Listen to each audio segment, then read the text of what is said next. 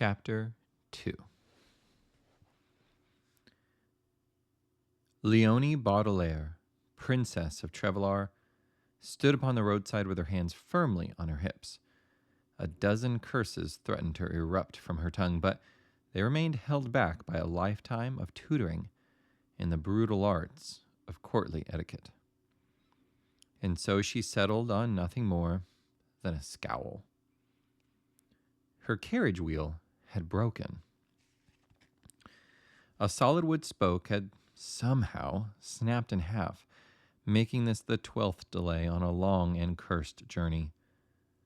All about her, a whirl of attendees fluttered like mosquitoes, maids trying to make her comfortable, guards setting up a perimeter around the caravan, and a dozen others aimlessly looking at the broken wheel and discussing at length what to do about it. "Milady," a voice said from beside Leonie, "a word." Leonie turned at the sound of Amondine's voice, giving the aging courtier a glare which would have withered a lesser woman. "Speak," Leonie snapped. Amondine's perpetual frown deepened, and Leonie wondered if her tutor would give her a tongue-lashing then and there. But mercifully, Amondine simply raised her chin and primly, in her thick courtly accent, said, "Night is coming upon us, I think. This," she waved at the wagon and the gaggle of people all about, "situation will not be solved before dark. As head of this expedition, you may be wise to give orders to the servants to set up our camp." Leonie nearly growled. Through gritted teeth, she said, "We are hardly an afternoon's ride away from Spectare. We are this close, no?" Leonie held up two fingers so tightly together, a slight tremor in her finger made them touch. Amandine showed no reaction. Even after weeks of hard travel, the woman remained as calm and as poised as if standing in the ballroom of a galleria. Her lightly lined face had not aged a day, though Leonie was certain the trip had robbed herself of whatever youth she had possessed before they began. It wasn't fair. Amandine stared at Leonie, her expression both chiding the princess and yet communicating a profound respect. Respect paid, Leonie knew, to her title and not herself. "Bah!" Leonie threw up her hands and turned away from her broken carriage and the insufferable woman.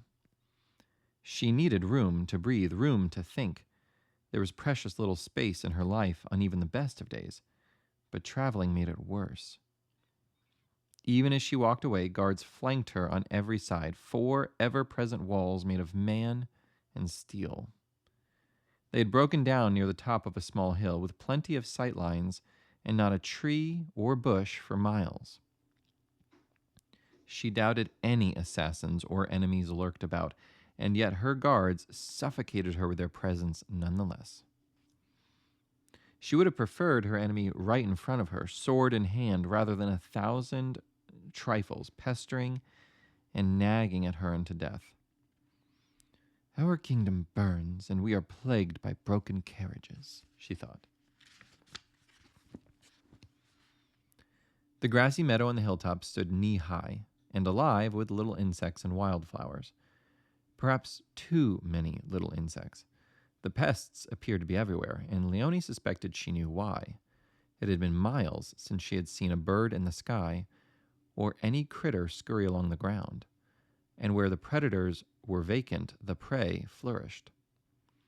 Over the last day of travel, it had become an impulse for Leonie to see what was missing from the world, which appeared to be anything that flew in the air or scurried along the ground and was larger than a mud beetle. It confirmed her suspicions, justified her mission, and gave her a glimmer of hope. Though it did also give her pause regarding the caravan's own horses. What would happen to them? "Milady," a gruff voice said from behind. Leonie startled, not realizing how lost in her thoughts she was or how far she had walked. She twisted about, realizing she had gone 200 paces from the rest of the caravan and had begun climbing the next hill. A long trail of wagons, carriages, and horses and horse-mounted troops stretched out before her, and from their direction marched Captain Thibault. The perimeter of guards parted to let him pass. As always, the captain's hand rested on his sword pommel. He looked every part the future general as he approached her, his beard neatly trimmed and his eyes focused. Hardly in his mid-30s, the court rumored him to be quite the rising star. "Yes," Leonie said, rolling her shoulders back and lifting her chin. It was all she could do to appear regal. "If I may, I thought I would offer to escort milady for a time. I think it prudent to discuss the nature of our plans for the evening." He bowed as he spoke, his chainmail clinking. "Our plans are to get ourselves to the town of Spectare and within walking distance of Romea as soon as possible. This is something we could accomplish tonight, no?" The captain met her eyes, his dark brows furrowing on his pale face. "Milady, it is perhaps more prudent for us to establish camp before nightfall. Our animals are skittish, and your carriage—" "Leave it!" Leonie snapped. "Milady." Leonie stepped toward the captain, her accent thickening as her anger rose. "You remember why we are in this journey, no?" "Of course, your highness. I merely—" "And you remember that my lands are ravaged and my people are dying, no?" "Yes, your highness. Then you shall have no qualms about leaving my carriage where it lies. It means nothing to me, and it should mean nothing to you. Understand?" Thibault looked more than a little annoyed, but he breathed in deep and kept his calm. "My lady, it is not only the carriage. Night is not the safest time for our caravan to travel. There are Yelmes about. Our rangers spotted them again, some leagues west of here. If we weren't certain before, we can be now. They follow us." Leonie turned her back to the captain, her eyes squinting in the direction of the tree line that they had escaped that morning. "Dark ones. On our trail this far from Turris Regis." "Yes, your highness. If we break for camp, we can set up a perimeter and get us to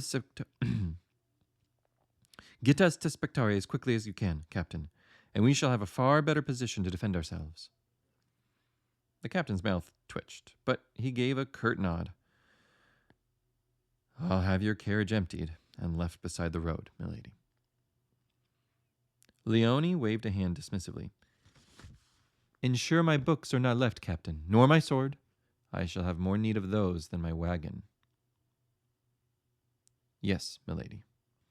With a bow, the captain strode off back toward the caravan, calling out orders as he did. Leonie sighed. They had brought 20 wagons and carriages, dozens of soldiers, cooks, maids, and servants. For what? She cursed herself for having let Amandine come along. The woman understood nothing about travel for war, for urgency. "Father needs a weapon." It was a thought Leonie had had 1,000 times over. "He needs a weapon, and I shall deliver it to him, even if I have to cross Iolasi's river. But he needs it now." Leonie put her hands back on her hips and looked up toward the darkening sky, her imagination conjuring an image of the temple back home. There would be parishioners there, lighting incense and praying beneath the watchful eyes of the priests. Prayers and incense would be ever present in the temple now, a never-ceasing parade of the weak and frightened, living in the shadow of the end of the world. "Tell me," she said curtly to the clouds, "whose side are you on?" The clouds returned no answer. After a moment, she trudged back toward the others, wondering if Deus still heard prayers.